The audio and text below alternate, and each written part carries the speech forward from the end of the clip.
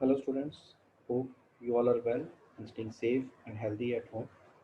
Student, we all must take the safety precautions to fight against COVID-19 like washing our hands, staying at home, wearing the masks and keeping the social distancing.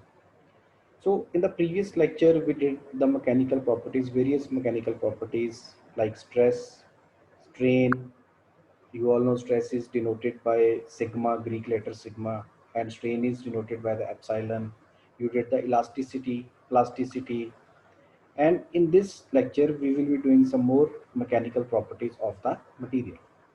So next property is the resilience property. So what is resilience? पहला आप definition read करते हैं. It is the property of a material by virtue of which it stores energy and resists shock or impacts. Material ਦੀ ਉਹ property ਜਿਹਦੇ ਕਾਰਨ ਅਸੀਂ energy store ਕਰ ਸਕਦੇ ਹਾਂ ਉਹਦੇ ਵਿੱਚ ਔਰ ਸ਼ੌਕ ਨੂੰ ਉਹ ਰੈਜ਼ਿਸਟ ਕਰਦਾ। ਜਿੱਦਾਂ ਇੱਕ ਸਭ ਤੋਂ ਵਧੀਆ ਐਗਜ਼ਾਮਪਲ ਹੋ ਸਕਦੀ ਹੈ spring. Spring is the resilient material. ਤੁਸੀਂ ਬਾਈਕ ਚਲਾਉਂਦੇ ਹੋ, ਬਾਈਕ ਦੇ ਵਿੱਚ ਵੀ ਸਪਰਿੰਗਸ ਲੱਗੇ ਹੁੰਦੇ ਆ, ਸ਼ੌਕਰਸ ਲੱਗੇ ਹੁੰਦੇ ਆ। ਸੋ ਉਹ ਕੀ ਕਰਦਾ, ਜਦੋਂ ਕੋਈ ਖੱਡਾ ਆਉਂਦਾ ਤਾਂ ਸਾਨੂੰ ਇੰਨਾ ਜਰਕ ਨਹੀਂ ਲੱਗਦਾ। that is because of the ਕਿ ਉਹ ਆਪਣੇ ਵਿੱਚ એનર્ਜੀ ਨੂੰ ਸਟੋਰ ਕਰ ਲੈਂਦਾ। ਇਟ ਰੈਜ਼ਿਸਟ ਸ਼ੌਕ ਔਰ ਇੰਪੈਕਟਸ। बेसिकली रेजिलियंस ਦੇ ਵਿੱਚ ਤਿੰਨ ਤਰ੍ਹਾਂ ਦੀ ਟਰਮਸ ਆਉਂਦੀਆਂ, ਰੈਜ਼ੀਲੀਐਂਸ, ਪ੍ਰੂਫ ਰੈਜ਼ੀਲੀਐਂਸ ਐਂਡ ਟਫਨੈਸ। ਹੁਣ ਰੈਜ਼ੀਲੀਐਂਸ ਔਰ ਜਾਂ ਸਟ੍ਰੇਨ એનર્ਜੀ ਕੀ ਹੁੰਦੀ ਹੈ?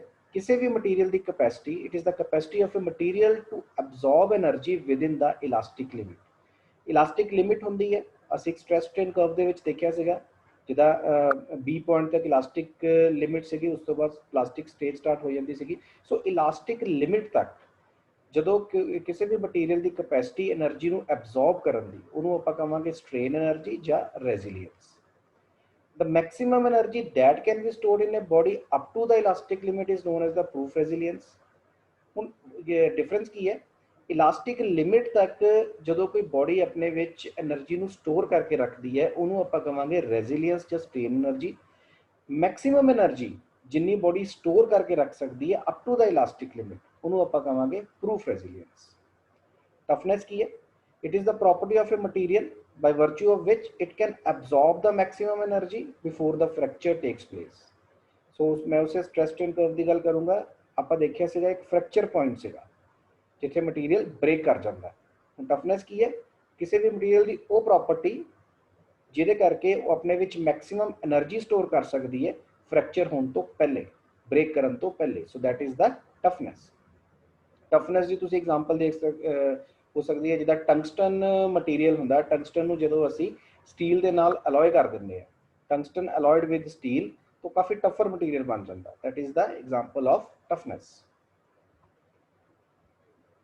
ਨੈਕਸਟ ਚੱਲਦੇ ਹਾਂ ਜੀ, next definitions. Next is your fatigue. Fatigue is a weakening of the material caused by the cyclic loading that results in progressive and localized structure damage and growth of cracks. Fatigue ਕੀ ਹੈ? Students, ਜਦੋਂ ਕਿਸੇ material ਦੇ ਉੱਪਰ ਸਾਈਕਲਿਕ loading ਪੈਂਦੀ ਹੈ, continuously load ਪੈਂਦਾ ਰਹਿੰਦਾ, ਤਾਂ ਉਹ ਮਟੀਰੀਅਲ ਕੀ ਕਰੇਗਾ? ਉਹ ਵੀਕ ਹੁੰਦਾ ਜਾਏਗਾ।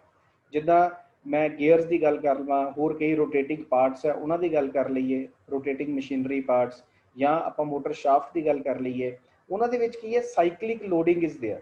ਇਸ ਸਾਈਕਲਿਕ ਲੋਡਿੰਗ ਦੇ ਕਾਰਨ that results in the progressive and localized structure damage and growth of cracks. cracks ਪੈਣੇ ਸ਼ੁਰੂ ਹੋ ਜਾਂਦੇ ਆ ਕੁਝ ਦੇਰ ਤੋਂ ਬਾਅਦ।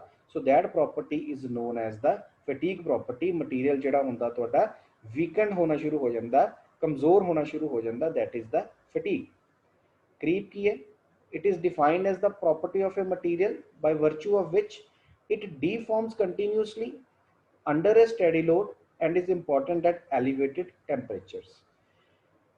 ਕੋਈ ਵੀ ਮਟੀਰੀਅਲ ਦੀ ਪ੍ਰਾਪਰਟੀ ਜਿਹਦੇ ਕਰਕੇ ਉਹ ਕੰਟੀਨਿਊਸਲੀ ਉਹ ਡੀਫਾਰਮ ਕਰ ਜਾਵੇ, ਡੀਫਾਰਮ ਕੰਟੀਨਿਊਸਲੀ ਅੰਡਰ ਅ ਸਟੱਡੀ ਲੋਡ। ਇੱਕ ਸਟੱਡੀ ਲੋਡ ਹੈ, ਇੱਕ ਕਨਸਟੈਂਟ ਲੋਡ ਹੈ, ਔਰ ਮਟੀਰੀਅਲ ਤੁਹਾਡਾ ਡਿਫਾਰਮ ਕਰਨਾ ਸ਼ੁਰੂ ਕਰ ਦੇਵੇ ਕੰਟੀਨਿਊਸਲੀ, ਉਸ ਪ੍ਰਾਪਰਟੀ ਨੂੰ ਆਪਾਂ ਕਹਿੰਦੇ ਹਾਂ ਕਰੀਪ।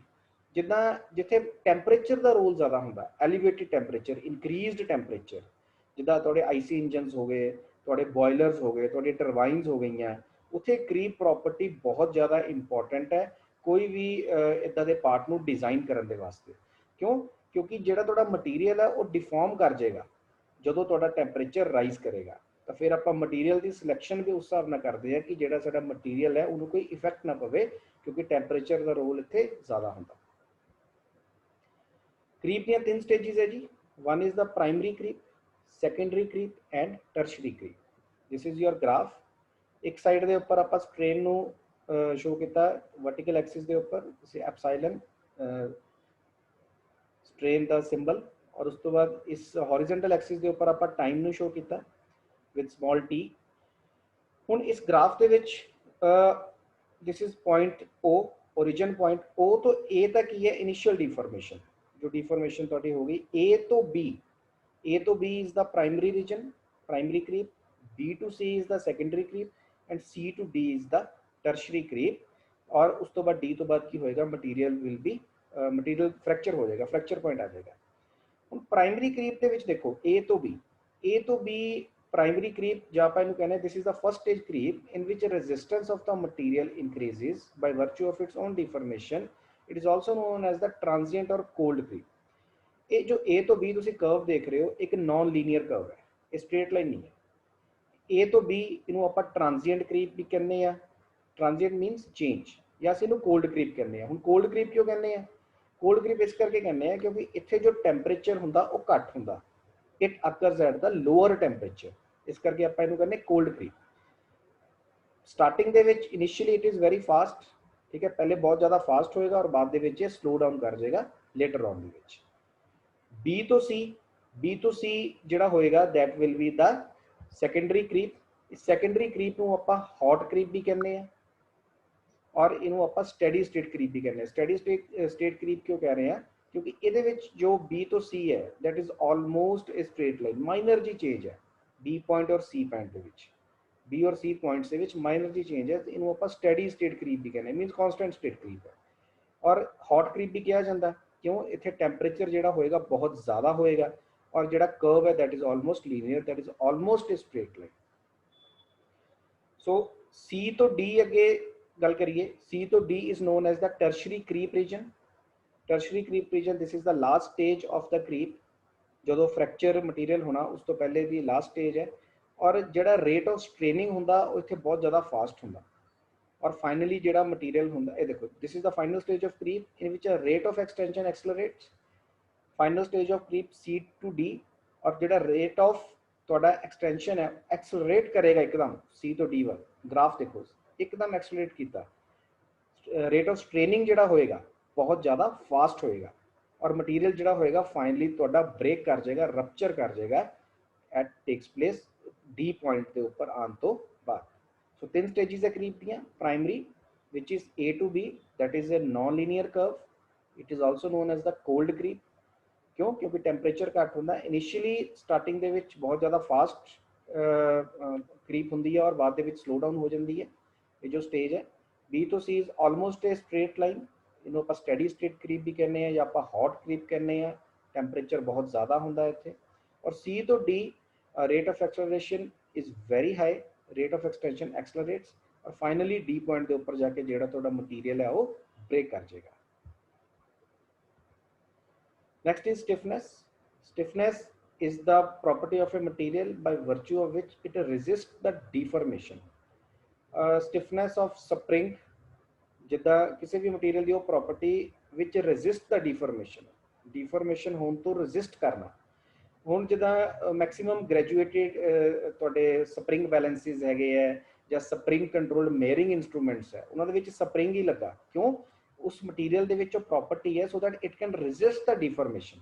मैक्सीमम ग्रेजुएटिंग स्प्रिंग बैलेंसिस और तुहाडे जिन्ने भी इंस्ट्रूमेंट्स है measuring instruments, they are the spring controlled.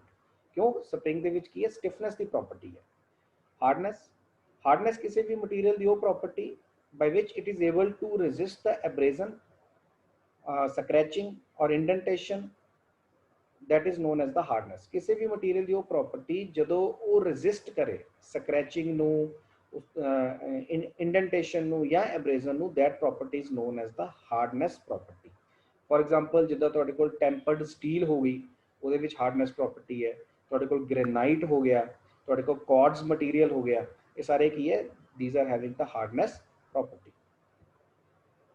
Next is dampness, जो आप डैम्पिंग प्रॉपर्टी कहने हैं। ਇਹਨੂੰ ਆਪਾਂ ਇੱਕ ਗ੍ਰਾਫ ਦੀ ਹੈਲਪ ਦੇ ਨਾਲ ਸਮਝਦੇ ਹਾਂ। ਇੱਧਰਲੇ ਪਾਸੇ ਸਿਗਮਾ ਸਾਡੇ ਕੋਲ stress, here is it is the epsilon that is the strain. So ਇੱਕ ਗ੍ਰਾਫ ਬਣਿਆ O to this point, O ਤੋਂ ਸਟਾਰਟ ਹੋ ਕੇ this is the curve loading ਦੇ ਦੌਰਾਨ and this is the curve unloading। Loading ਦੇ ਉੱਪਰ ਆਹ ਵਾਲਾ ਕਰਵ ਮਿਲ ਰਿਹਾ ਸਾਨੂੰ, ਔਰ ਅਨਲੋਡਿੰਗ ਦੇ ਉੱਪਰ ਸਾਨੂੰ ਡੋਟਡ ਲਾਈਨ ਵਾਲਾ ਕਰਵ ਮਿਲਦਾ ਪਿਆ। ਰਬਰ ਮਟੀਰੀਅਲ ਦਾ ਸ਼ੋ ਕੀਤਾ ਆਪਾਂ ਗ੍ਰਾਫ। ਹੁਣ ਆਪਾਂ ਕਹਿੰਦੇ ਕਿ ਸਟ੍ਰੇਨ એનર્ਜੀ ਜਿਹੜੀ ਹੈਗੀ ਹੈ absorbed during the loading, let the strain energy ਵੀ U1 absorbed during the loading and U2 absorbed during the unloading। Loading ਦੇ ਦੌਰਾਨ ਅਸਿਊਮ ਕਰੋ ਕਿ ਜਿਹੜੀ ਸਟ੍ਰੇਨ એનર્ਜੀ ਅਬਜ਼ੌਰਬ ਹੋਈ ਹੈ ਦੈਟ ਇਜ਼ U1, ਔਰ ਅਨਲੋਡਿੰਗ ਦੇ ਦੌਰਾਨ ਜਿਹੜੀ ਸਟ੍ਰੇਨ એનર્ਜੀ ਅਬਜ਼ੌਰਬ ਹੋਈ ਹੈ that is U2। Difference in energy कितना होएगा? Difference in energy will be U1 minus U2। U2 ਜਿਹੜਾ ਹੋਏਗਾ means strain energy absorbed during unloading ਉਹ ਘੱਟ ਹੋਏਗੀ ਕਿਉਂਕਿ लॉसेस ਹੋਣਗੇ, ਉਹਨਾਂ लॉसेस ਦੇ ਕਾਰਨ ਇਹ એનર્ਜੀ ਘਟੇਗੀ। So difference in energy is U1 minus U2। ਹੁਣ ਹੁੰਦਾ ਕੀ ਹੈ, ਜਿੰਨਾ ਜ਼ਿਆਦਾ ਡਿਫਰੈਂਸ ਹੋਏਗਾ ਇਹਨਾਂ ਦੇ ਵਿੱਚ, ਮੋਰ ਦਾ ਡਿਫਰੈਂਸ ਬੈਟਰ ਕਿਸੇ ਵੀ ਮਟੀਰੀਅਲ ਦੀ ਪ੍ਰੋਪਰਟੀ ਹੋਏਗੀ, better is the damping ability of that material। So rubber ਨੂੰ ਆਪਾਂ ਯੂਜ਼ ਕਰਦੇ ਹਾਂ ਮੈਕਸਿਮਮ ਜਿੱਥੇ ਸਾਡੇ ਕੋਲ ਵਾਈਬ੍ਰੇਟਿੰਗ ਸਿਸਟਮਸ ਹੈ ਜਾਂ ਸਾਡੇ ਕੋਲ ਮਸ਼ੀਨਰੀਜ਼ ਹੈ, ਜਿੱਥੇ ਔਸੀਲੇਸ਼ਨਸ ਨੂੰ ਆਪਾਂ ਡੈਂਪ ਕਰਨਾ, ਉੱਥੇ ਆਪਾਂ ਮੈਕਸਿਮਮ ਰਬਰ ਮਟੀਰੀਅਲ ਦਾ ਯੂਜ਼ ਕਰਦੇ ਹਾਂ। ਕਿਉਂ? ਕਿਉਂਕਿ ਰਬਰ ਦੇ ਵਿੱਚ ਡੈਂਪਨੈਸ ਦੀ ਪ੍ਰੋਪਰਟੀ ਬਹੁਤ ਜ਼ਿਆਦਾ ਹੁੰਦੀ ਹੈ। ਇਹਦੇ ਵਿੱਚ ਜਿਹੜਾ ਡਿਫਰੈਂਸ ਹੁੰਦਾ while loading and during unloading, ਇਹ ਡਿਫਰੈਂਸ ਜਿਹੜਾ ਹੋਏਗਾ ਜ਼ਿਆਦਾ ਹੋਏਗਾ। ਜਿੰਨਾ ਜ਼ਿਆਦਾ ਡਿਫਰੈਂਸ ਹੋਏਗਾ एनर्जीज ਦੇ ਵਿੱਚ, ਉਨੀ ਹੀ ਤੁਹਾਡੀ ਜਿਹੜੀ ਡੈਂਪਨੈਸ ਅਬਿਲਿਟੀ ਹੋਏਗੀ ਕਿਸੇ ਵੀ ਮਟੀਰੀਅਲ ਦੀ ਉਹ ਜ਼ਿਆਦਾ ਹੋਏਗੀ। So rubber is used where vibrations are more, where the oscillation ਜ਼ਿਆਦਾ ਹੋਏਗੀ ਮਸ਼ੀਨਰੀ ਦੇ ਵਿੱਚ, ਤਾਂ ਉਹਨਾਂ ਨੂੰ ਡੈਂਪ ਕਰਨ ਦੇ ਵਾਸਤੇ ਆਪਾਂ ਰਬਰ ਮਟੀਰੀਅਲ ਯੂਜ਼ ਕਰਾਂਗੇ।